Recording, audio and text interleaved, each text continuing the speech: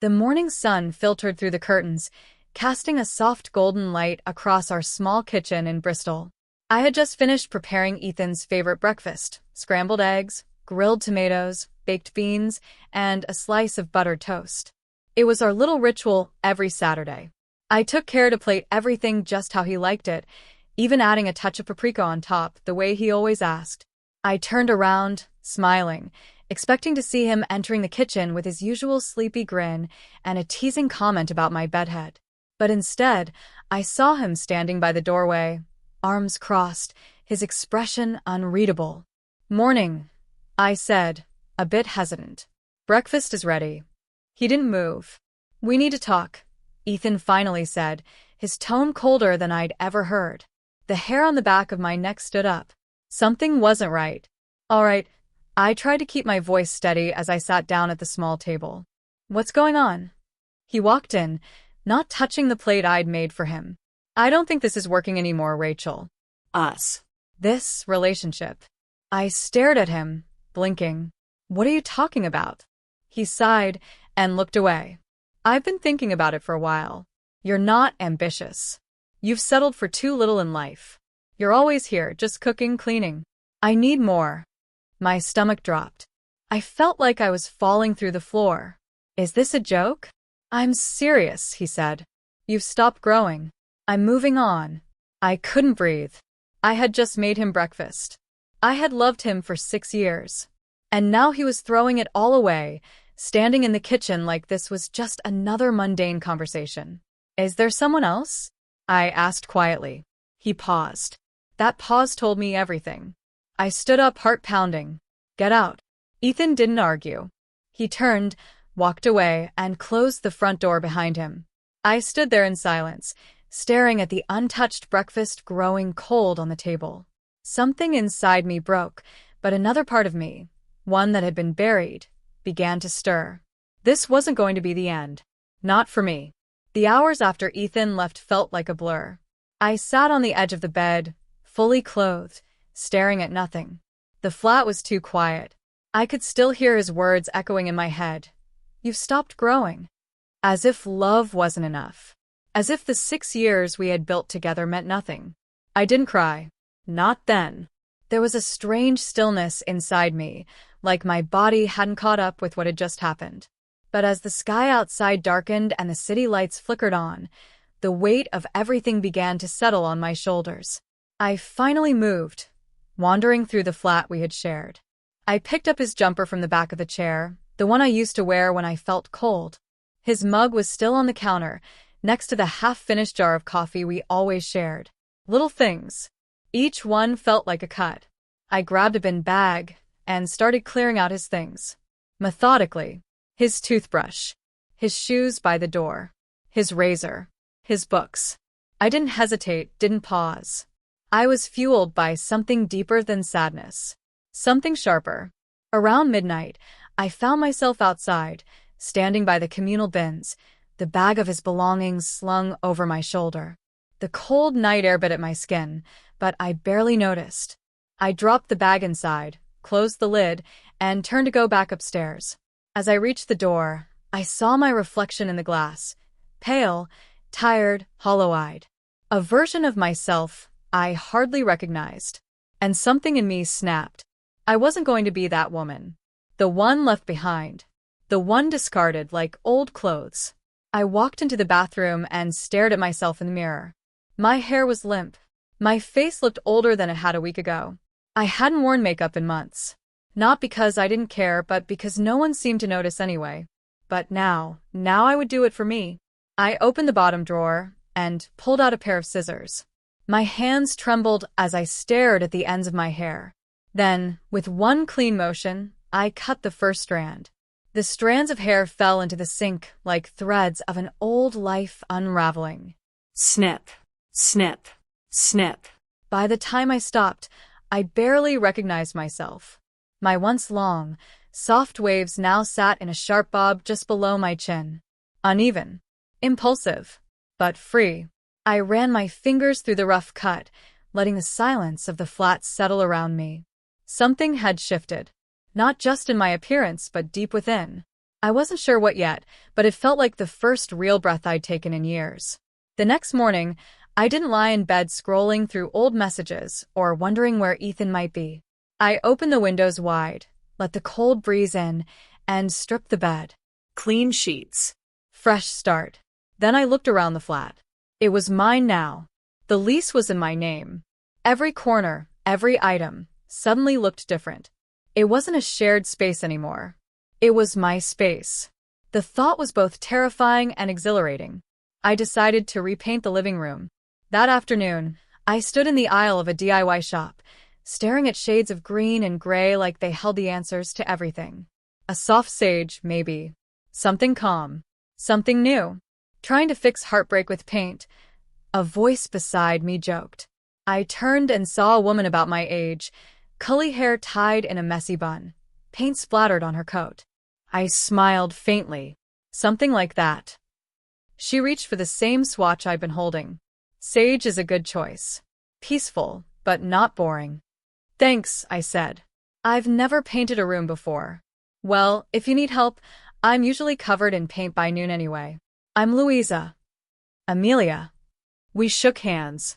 It felt strangely significant, the first real human interaction since Ethan walked out. The first step out of the fog. Later that evening, I returned home with paint cans, rollers, and aching arms. I changed into old joggers, tied up what was left of my hair, and started covering the walls. With every brush stroke, I felt lighter.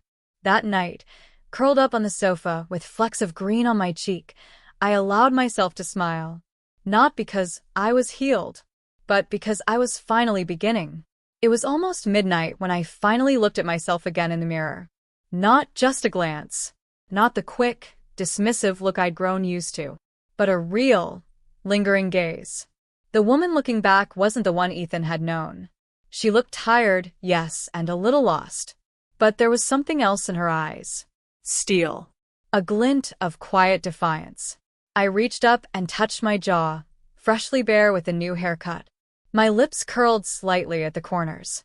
Not a full smile, not yet, but something close. Over the next week, I gave myself small missions. Get up before 9. Make the bed. Leave the flat at least once. Eat something that didn't come from the microwave. I started walking more. Just around the block at first, then to the small bakery 2 streets down. The woman behind the counter began to remember my name. Her smile felt real. Louisa popped by twice with brushes and tips for finishing the corners of the living room. She spoke easily, never prying. I learned that she was a freelance illustrator, painted murals on nursery walls, and had once turned down a job designing menus for a chain restaurant because, in her words, it was soulless. Being around her was like breathing cleaner air. No judgment. No weight. One rainy afternoon, she invited me to her studio, a cramped but colorful space tucked above a florist's shop. Paintings leaned against every wall. Bright skies, laughing children, oversized teacups dancing across canvases. This one's for a cafe in Brighton, she said, gesturing to a cheerful beach scene. They wanted something to cheer up their customers in winter. I stared at the painting. It works. She looked at me. So, what do you do? The question caught me off guard. What did I do? I used to work in marketing, I said slowly. Freelance. But it's been a while. Ethan didn't think it was worth much. Louisa frowned. Sounds like Ethan was full of it. I laughed. Not politely. Not nervously. A real, loud, unfiltered laugh. And just like that, something cracked open. I hadn't realized how tightly I'd been wound. How much of myself I'd been shrinking to fit into someone else's frame. Back at home, I dug out my old laptop. It was dusty and slow, but still full of unfinished projects, forgotten ideas, and one silly blog I'd started years ago about obscure teas. I read through old drafts, eyes wide. I used to write. I used to create. Before I let it all be labeled a hobby and shoved into a drawer. That night, I opened a new document and began typing. Words poured out, clumsy but eager. It didn't matter where they led. It only mattered that I'd started again. A month had passed since the day Ethan had walked out, and though the pain still lingered like smoke after fire, it no longer choked me. Instead, something else had started to grow in its place. I was up early that Friday, rain tapping gently at the window. I made a pot of proper coffee, not the instant rubbish Ethan used to insist was good enough. The rich aroma filled the kitchen as I typed away on my old laptop, working on a blog post about finding peace in small rituals. Halfway through a sentence, my phone buzzed. It was a message from a number I didn't recognize. "Hey, is this still Beatrice? I heard about what happened. I'm sorry. If you ever want to chat, I'm around." I stared at the screen. The name attached to the number was Clara James, Ethan's cousin. She and I had always got on during family holidays, though Ethan used to say she was a bit of a drifter. Clara had a way of making everyone feel seen, even when she barely knew them. I typed a short reply, polite but cautious. "Thanks, Clara. Appreciate it. Hope you're well." Within minutes, another message came. "There's a vintage fair in Camden this weekend. Bit of a distraction if you're up for it." I almost said no. But then I looked around the flat, quiet, still, unchanged, and I thought, why not? Camden was bustling on Saturday, the smell of incense and street food mingling in the air.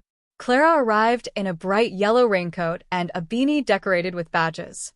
She greeted me like we'd seen each other last week. We wandered through stalls selling old records, battered books, odd jewelry, and hand-stitched dresses. Clara chatted to every seller, asked about their crafts, their stories. She was magnetic. I found a second-hand typewriter with chipped keys. Something about it tugged at me. "You should get it," Clara said. "Looks like it's got stories waiting inside." I smiled and bought it. Over coffee in a tucked-away cafe, she finally asked, "How are you?" Honestly. I took a breath. Some days I wake up angry. Some days I cry for no reason. But I'm starting to like being alone. It's quiet, but it's mine. Clara nodded, eyes soft. Good. Sometimes we need the silence to remember who we are. Later that evening, back at home, I placed the typewriter on the desk by the window. I didn't use it, not yet, but just having it there felt like a promise. That night, I lit a candle and wrote a short story about a woman who lost everything but learned to make tea leaves sing. No one would read it. That wasn't the point. The point was that I was still here. And maybe, just maybe, blooming again. Autumn settled in with a bite. The air was crisper, the light thinner, and the evenings arrived with a quiet finality. I began to notice things in the flat I hadn't before. The way the wooden floor creaked by the radiator, the soft hum of the neighbors' jazz music through the walls, and how the ivy on the windowsill had started to curl toward the light again. Something was shifting inside me, too. One evening, I received an email from a literary journal I had submitted to on a whim months ago. My short story, the one about the tea leaves, had been accepted. I stared at the message in disbelief, then laughed out loud, startling a pigeon outside my window. It wasn't a major journal, not the sort of thing people brag about at parties, but it meant something. Someone had read my words and wanted more. I told Clara over dinner at a Turkish place in Angel, and she nearly knocked over her wine glass in excitement. "That's brilliant," she beamed. See? "Told you that old typewriter had stories in it." She toasted me with her fork, and I felt it, that rare, honest warmth of being genuinely seen. The next week, I ran into Ethan. It was bound to happen eventually. London might be massive, but fate has a cruel sense of humor. I was browsing books at Hatchett's when I heard a familiar voice, low, smooth, practiced. I turned. He looked thinner. Worn. He was with someone. A woman, younger, with sharp eyeliner and a nervous smile. She clung to his arm like a child lost in a crowd. Our eyes met. He paused. "B," he said, as if startled. As if he had the right to be startled. I gave a small nod. "Ethan." He shifted awkwardly. "You look well." I did. I knew it. Not in the way he meant, but in a deeper, untouchable way. "Thanks," I said. "Hope you're doing all right." The girl glanced between us. He gave a tight smile. Yeah. Settling in.